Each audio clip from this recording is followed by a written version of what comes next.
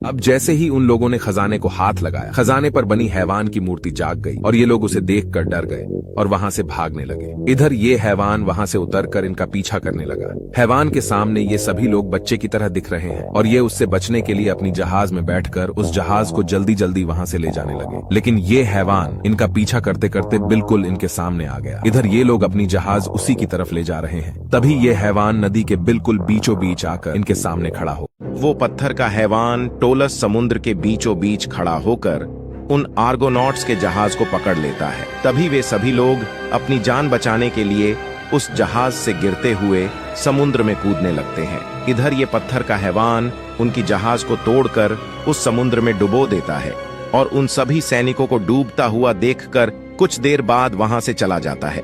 इधर ये सभी लोग उस समुद्र से जैसे तैसे अपनी जान बचाते हुए अपने एक एक साथियों को बाहर निकाल लाते हैं और उस हैवान टोलस को मारने के लिए एकजुट होने लगते हैं।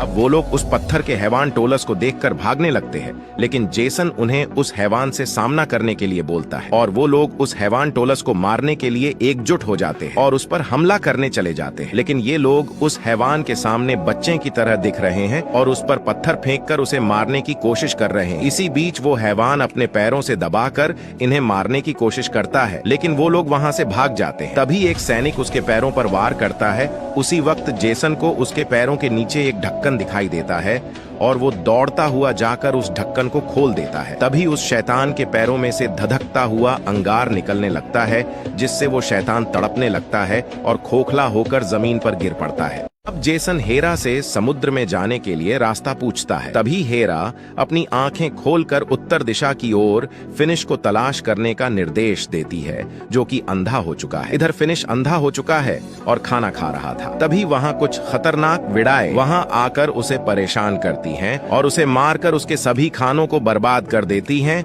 और उसे खाने लगती हैं। तभी जेसन वहां अपने सभी अर्गोनट्स को लेकर पहुंच जाता है और उन विड़ावों को पकड़ने के लिए जाल बिछाता है। अब वो लोग उन सभी खतरनाक विड़ावों को जाल में कैद करके उन्हें बंदी बना लेते हैं। ये लोग उन चुड़ैल विड़ावों को पकड़कर बंदी बना लेते हैं और उन्हें एक पिंजरे में कैद कर देते हैं। तभी वो अंधा राजा फिनिस इसके बदले में जेसन को उपहार के रूप में एक मूर्ति देता है और ये लोग उसे लेकर फिर से समुद्र की ओर निकल पड़ते हैं। तभी अचानक उनके रास्ते में चट्टानें गिरने लगती हैं और समुद्र में उबाल आने लगता है। अब इन लोगों की जहाज समुद्र में फंस चुकी है और उनके पास आगे जाने का रास्ता नहीं होता है। तभी जेसन उस अंधे की दी हुई ताबीज को समुद्र में फेंक देता है। इसी बीच समुद्र में बहुत बड़ा इंसान, जिसका आधा शरीर मछली का होता है, प्रकट होकर उन गिरते हुए चट्टानों को पकड़ लेता है। अब ये लोग जल्दी जल्दी अपने जहाज को उस विशालकाय इंसान के हाथों के नीचे से निकाल लाते हैं। इधर वो विशालकाय इंसान उनकी जहाज को रास्ता देकर पानी में चला जाता है।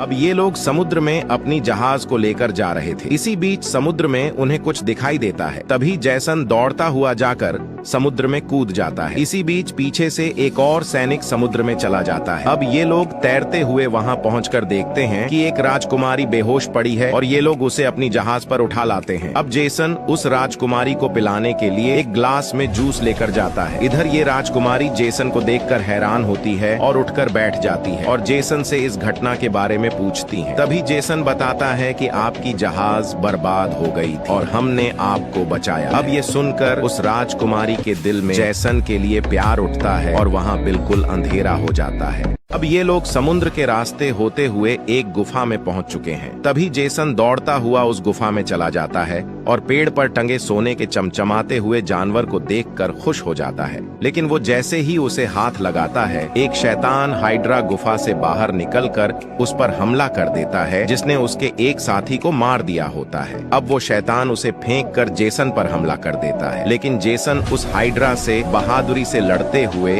अपनी तलवार उसके सीने में घोंप देता है, जिससे वो हाइड्रा तड़पता हुआ मर जाता है। इसी बीच उसके कुछ ढक्कन सैनिक वहां पहुंचते हैं और उस सोने के चमचमाते हुए जानवर को देखकर खुश हो जाते हैं। अब वो लोग राजकुमारी के साथ सोने की खाल को लेकर गुफा से भागने लगते हैं। इसी बीच एक सैनिक अपनी तीर से राजकुमारी को मार देता है। तभी जेसन उस तीर को निकालकर उस राजकुमारी को नीचे लिटा देता है और उस चमचमाती हुई खाल को लेकर उस राजकुमारी के ऊपर डाल देता है। अब वो चमचमाती हुई जादुई खाल उस राजकुमारी को जिंदा कर देती है। इसी बीच वो शैतान राजा एटस वहां पहुंच जाता है और उन हाइड्रा के कंकाल को लेकर देवी हेकेट से प्रार्थना करता है और उन्हें जमीन पर फेंक देता है। इसी बीच उसके फेंके हुए कंकाल से जमीन को चीरते हुए कुछ नरभक्षी कंकाल बाहर निकलने लगते हैं। इधर उन नरभक्षी कंकाल को देखकर जेसन और उसके साथी डरे हुए हैं।